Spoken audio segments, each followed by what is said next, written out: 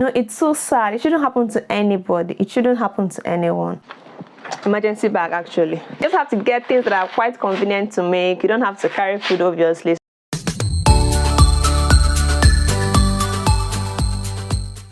Hi guys, welcome back to my channel. I am Akunna, a Nigerian living and studying in Japan. So guys, today I just thought to share my typhoon story. For some of you that know Japan too well, you would know that Japan is prone to natural disasters like typhoon, tsunami, earthquakes. Japan is quite prone to it. Because of its position on the earth, something about tectonic plates and the rest. Geography students, please help me out. So it's July now, this is the end of July. And I received a message from the university, just warning us about a typhoon that will be coming very soon. And I just got tired. And I'm like, oh my, it's that time of the year again. So this usually happens between July to September, I think. But it's more frequent in September. And I don't know if any of you heard about the Great Japan earthquake that happened in 2011. So this year, they celebrated the 10 years anniversary, in memorial of those who lost their lives and everything that happened. Like, guys, it's I don't know, it's so sad. Honestly, I wasn't here then, but I joined the memorial service this year, and so it's quite an emotional one for me. Like, I saw people crying, people still reliving the bad memories from that day. And the worst part of it, many people didn't even see like the bodies of their loved ones who died. Some people are still hoping that they will find them. Some people are just missing. It's so sad. It shouldn't happen to anybody. It shouldn't happen to anyone. But I don't just know. Honestly, I was so broken that day. It felt like I was there because you could really see the pain on the faces of people. It was really a tragic one. There's no getting used to it. Like, in a few months' time, it will be my 3-year anniversary in Japan, but I haven't even gotten used to the earthquakes. And this year, we've had massive earthquakes. I don't know why, but around February, oh my, it was just coming back to back. Like, every single week, we had earthquakes. Sometimes, in the space of 2 days. I don't know what happened, but it's scary. It's really scary, guys. And the funny thing is that they said it's the aftermath of that big earthquake that happened 10 years ago. And I'm like, how? Like, something that happened 10 years ago, we're still feeling the aftermath as at now, 2021. Oh my. And the worst part of the story? I don't know if maybe to me it's the worst part, but to them, they're just keeping hope alive. So I watched a documentary about the earthquake, and some people's stories were just, I don't just know how to put it. Like, there was this couple that lost their child who was about 25 years old, their only daughter, and their only child, honestly.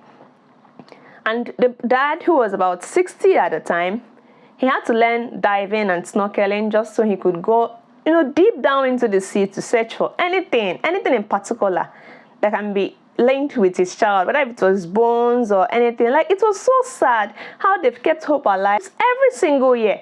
He was just lamenting that last year he couldn't do that because of the whole COVID, and people who usually help him we were just like in their houses, not willing to go out because of the whole lockdown thing. He had to go on his own, and he almost didn't make it back to the surface alive.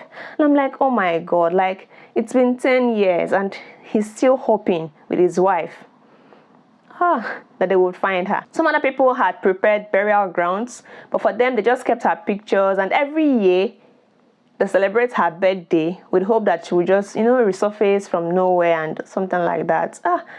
Guys, that's so sad. So speaking of typhoons, guys, when I first arrived Japan, during my orientation, the foreign students, we were told to prepare an emergency bag just in case something happens and you have to, find your way.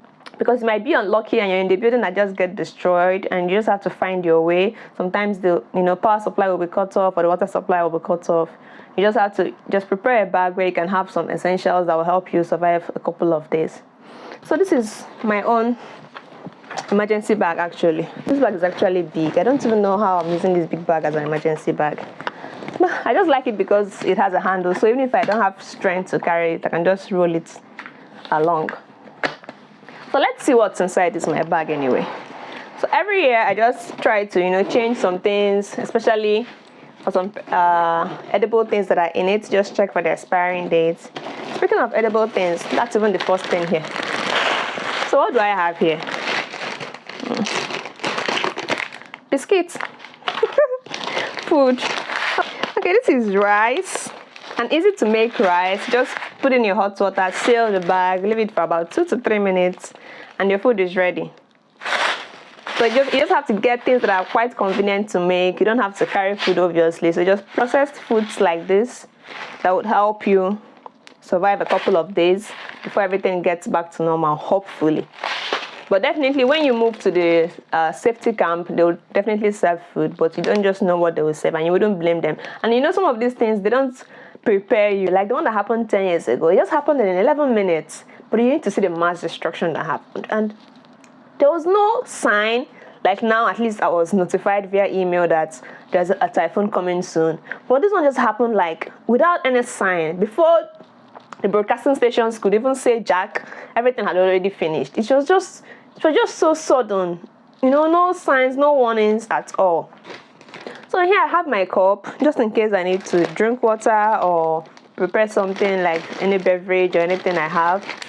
It will be easy for me. What else do I have here? Okay, torchlight. Very useful because it might just be in total darkness. But just imagine this kind of thing happens at midnight. Let's just say around 2 a.m. you're sleeping and then you're just hearing this alarm. Please leave the building. There's an earthquake coming. It's going to be heavy. Or you're just running to safety at the middle of the night. And trust me, you don't even want to use the elevator because you might get stuck. Imagine if the electricity gets cut out and you're in the elevator, you're stuck. That should be like the worst dream of anyone. Oh my God, like I can't even imagine that. Oh, no. I have my essentials, you know, just things that would help me, and then my jacket and clothes, basically. Just a few things that you could just use for some time before you get back on your feet or before things get restored.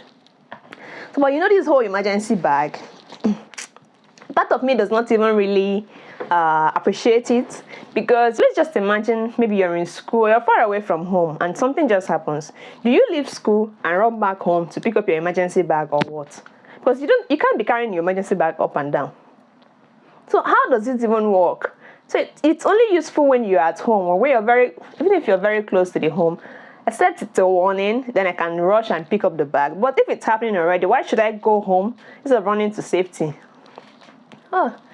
Honestly, I can't even wrap my head around it. Please let me know in the comment section what kind of natural disasters are obtainable in your country. So guys, that's it for me today. Please don't forget to like, subscribe, and share this video if you liked it. Thank you. See you next time.